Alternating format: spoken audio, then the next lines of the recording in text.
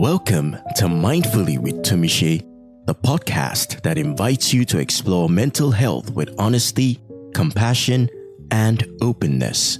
Each week, your host, Tumishe Oladapokuku, shares personal stories and stories from people like you. Together, we'll confront mental health myths and build a space where imperfection isn't feared but embraced.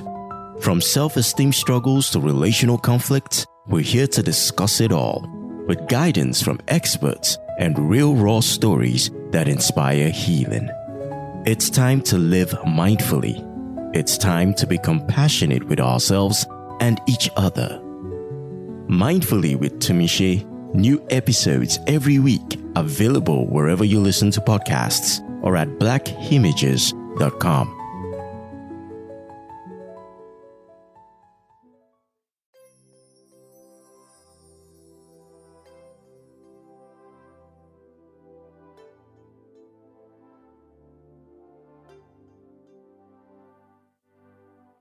Hey, mindful partners, how do? After last week's heavy episode, I thought it will be nice to follow up with an episode with death still, but airy and, healing. If the last episode stirred uncomfortable emotions but made you sit with the heavy, I have done my job. I want to apologize for making an episode that was that heavy, but that won't sit well with the objective of telling healing stories. Yet, I am apologizing and hoping this episode takes some of the sting out. I also promise to keep it short.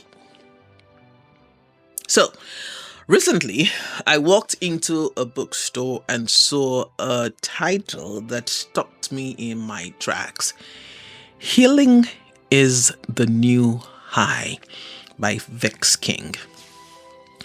I had never heard of the author before. I didn't know what the book contained, but the title spoke to something inside me so deeply that I knew I was taking it home. Not necessarily to read immediately, but to keep those words close. Healing is the new high. To let that title stare at me on the days when my mind felt like it was spinning too fast. To remind me that after all the work, the reflection, the difficult stories, there's something on the other side of survival. And that something feels a lot like freedom and relief. Because sometimes the world today feels like an old cassette tape on fast forward or rewind. If you grew up around cassette tapes, you might remember the sound.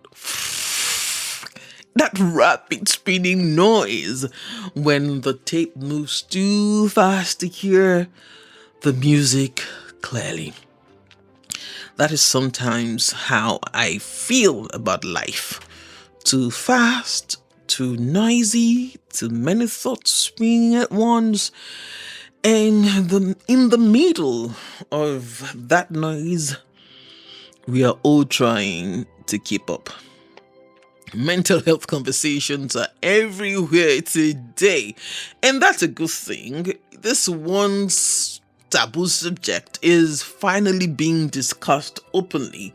But sometimes I truly wonder, are we creating space for understanding, or are we simply participating in another fast-moving conversation the world has decided to trend?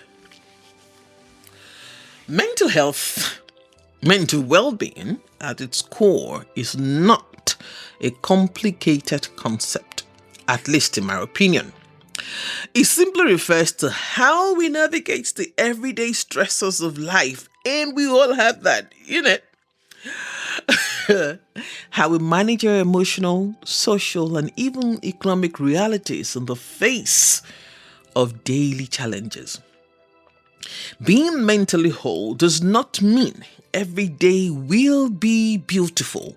It does not mean life will always be easy. In fact, the idea that life should always be pleasant ignores the very nature of existence. There is night and there is day, there is heat and there is cold, and everything in between. All of this makes life interesting. I'm trying hard not to say Tibitirela diet, but that's basically what it is. Mental well-being then becomes the ability to navigate both with awareness.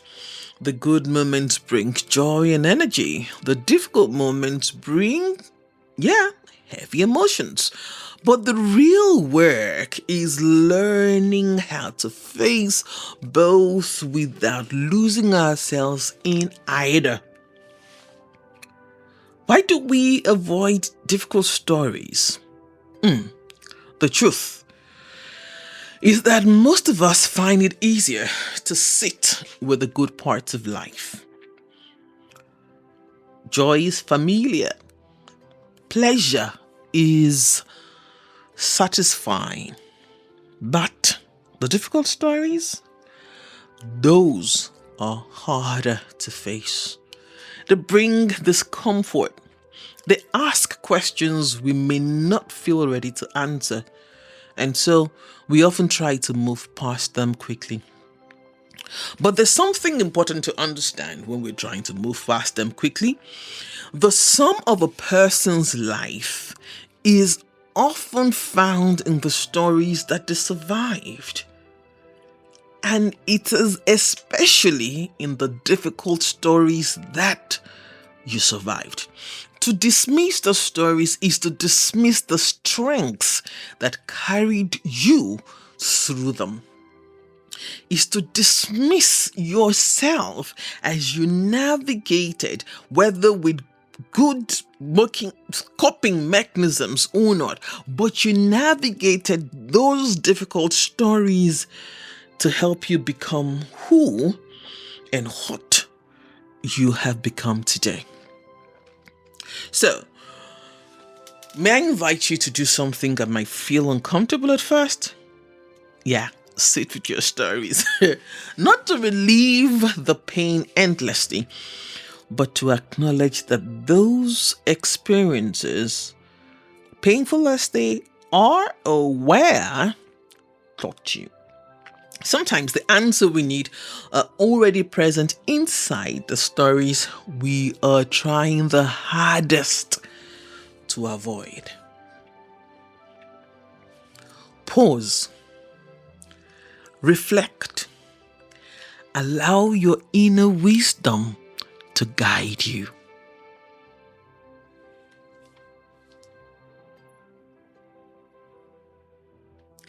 In this book, Healing is a New High, Vex King describes inner healing as an investment. Of course, eventually I read it. An investment not only in ourselves, but in the kind of world we want to create. Now, I know the word investment may immediately make us think of money, at least it did me, but healing investments are not always financial. And for a person who is a mindful coach and, of course I want to make money, saying it's not always financial might be shooting myself in the leg, but it is true. Often, healing investments are simple acts of care.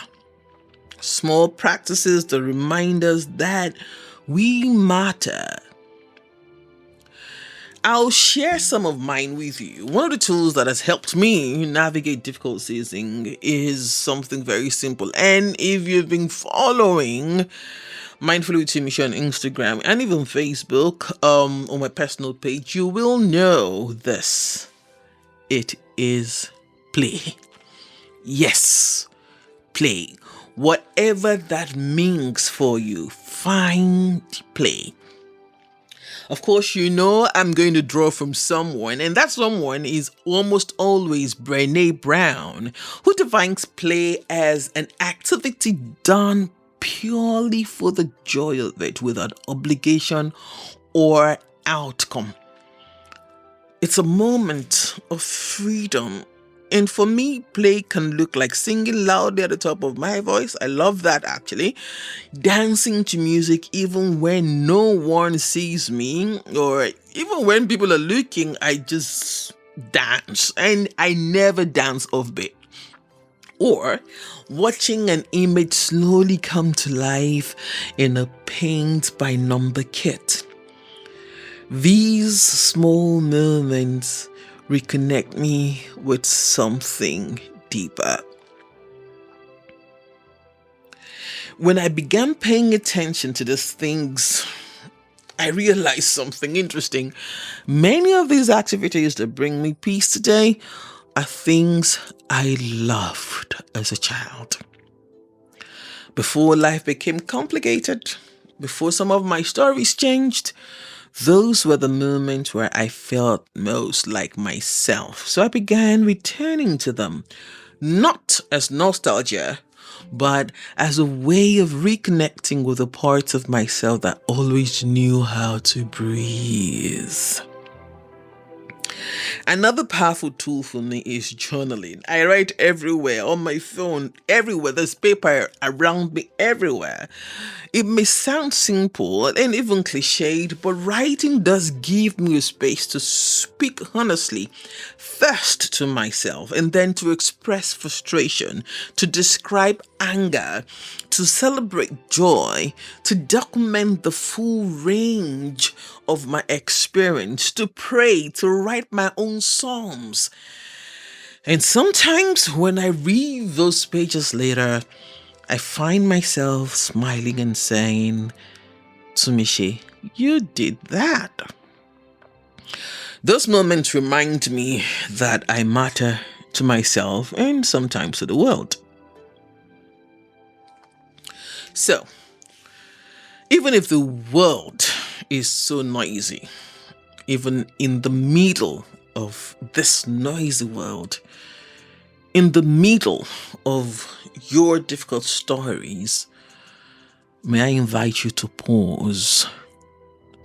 Sit gently with your story and perhaps find your own version of play. Because sometimes healing is not dramatic. Sometimes healing looks like singing loudly in your room, dancing to a song no one hears, writing a sentence in a journal that reminds you that you matter. And if you ask me, that kind of healing is the real high.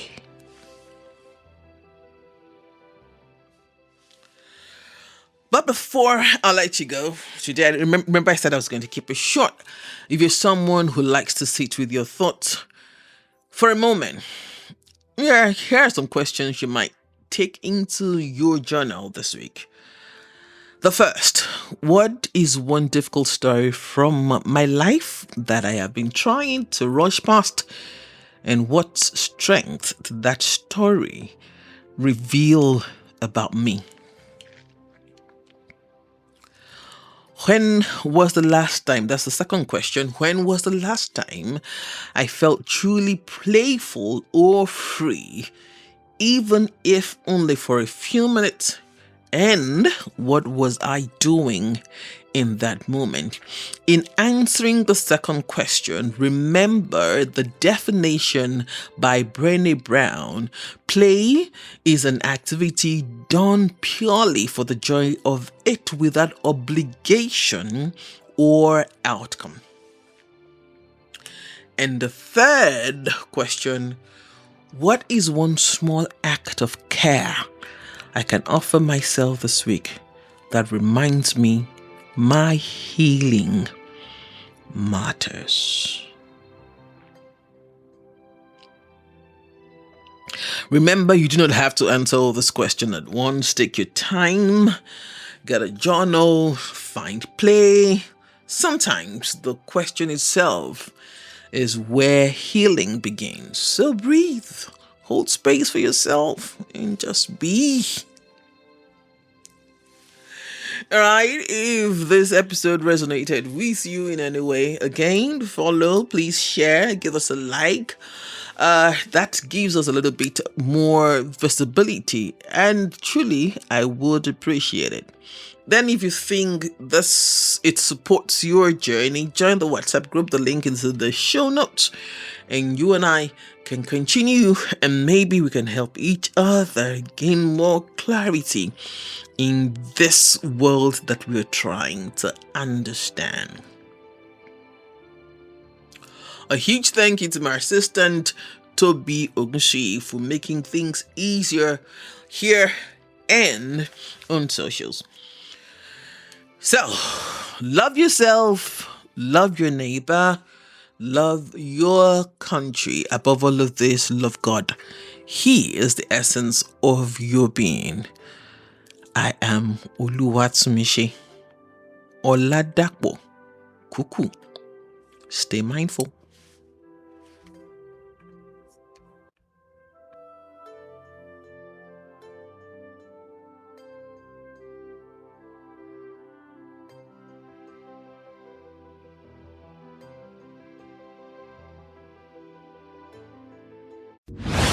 This is Mindfully with Tumishe, brought to you by Black Images.